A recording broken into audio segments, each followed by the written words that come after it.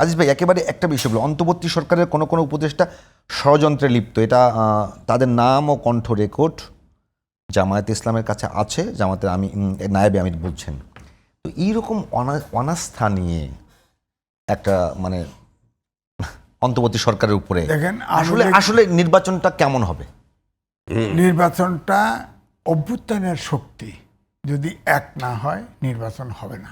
ওটা হবে কি হবে না ওই আলোচনা পরে করি। যদি এখন পর্যন্ত যে জায়গাটাতে আছি তাতে সবাই নির্বাচনের যেহেতু একটা টাইম লাইন ঘোষণা করা আছে যে নির্বাচন ফেব্রুয়ারিতে হচ্ছে, নির্বাচন কমিশন প্রস্তুতি নিচ্ছে, সংবাদ সম্মেলন করছে, বিভিন্ন শ্রেণী পেশার মানুষকে ডেকে তাদের মতামত নিচ্ছে, তারা বলছে যে সার্বিক প্রস্তুতি আছে।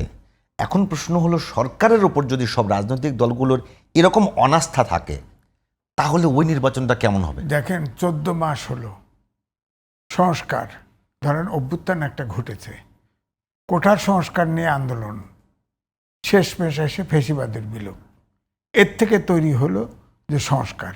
ফেসিবাদের বিলোপ মানে গণতন্ত্র চাই, মানবিক বাংলাদেশ চাই, ওই রাজাকি ভাই বললো খুন নাই গুম না, এগুলো হবে, এরকম একটা সমাজ চাই। হ্যাঁ, এই তো।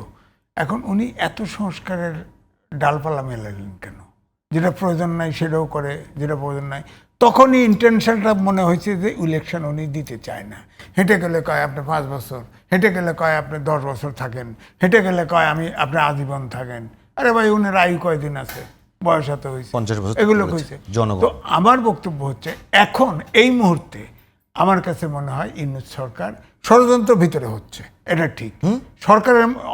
এই সরকারের মধ্যে সরকার আছে, এতে কোনো সন্দেহ নাই। হয়তো জামাত থেকে বলা হয়েছে, উপদেষ্টাদের রেকর্ড আছে, তাদের প্রকাশ করা উচিত। রাজনৈতিক দল তো প্রকাশ করে দেওয়া উচিত ষড়যন্ত্র কে করে। কারণ এই সরকার আসলে নির্বাচন দিতে চায়, এটাতে কিন্তু কোনো কনফিউশন নাই।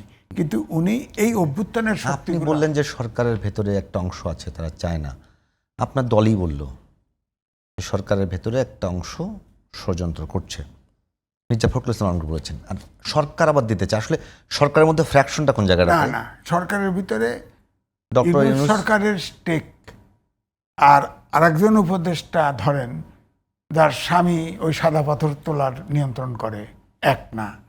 যে এস আলমের প্রপার্টির কেয়ারটেকার, তার স্বার্থ এক না। নসরুল হামিদের, যে নসরুল হামিদেরটা দেখভাল করে, এক না। তারা তো ষড়যন্ত্র করতেই পারে। এই কয়েকদিন যতদিন বেশি টাকা যায়, আমার দিনে এত কোটি টাকা আসবে, সহজ কথা। ষড়যন্ত্র তারা করছে, ষড়যন্ত্র তারাই করছে। এখন আমার বক্তব্য হলো যে এখন জামাত ক্ষমতায় যেতে চায়। জামাত পিআর সিস্টেম করছে, যে এমনি স্বতন্ত্র নির্বাচন করে একবার 1 সিট পাইছে, আর একবার 3 সিট পাইছে। কিন্তু যদি পিআর সিস্টেমে হয়, কোনো জায়গায় 20,000, 30,000, 40,000, 50,000 ভোট আছে। হ্যাঁ, তো এরা তো অনুপাতে অনেক সিট পাবে, ধরেন অনেক সিট পেয়ে যাবে। কিন্তু বিএনপি যদি পিআর সিস্টেম হয়, একক মেজরিটি পাবে না আমার কাছে মনে হয়। একক মেজরিটি বলতে আমি 200 সিট বলতেছি, 151 হইতে পারে, সরকার গঠন করতে পারে। কিন্তু তা আরেকজনের সাথে তো কোয়ালিশন করতে পেতেন না, কোয়ালিশন ছাড়া 151 হলে গভর্নমেন্ট ফর্ম করতে পারবে।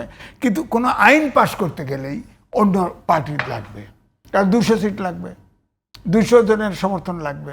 এই সমস্যাটা এই জায়গায় দ্বন্দ্বটা কিন্তু তৈরি হয়েছে। অর্থাৎ পার্লামেন্টে কার কত বেশি সিট থাকবে, পার্লামেন্টে কার কেমন নিয়ন্ত্রণ থাকবে। আর জামাতের হচ্ছে ডুয়েল ওয়ার্ক। একটা হলো 300 সিটে 6 নমিনেশন দিয়ে দিছে, ইলেকশন সেন্টার প্রতি এজেন্ট পর্যন্ত ঠিক করে দিছে।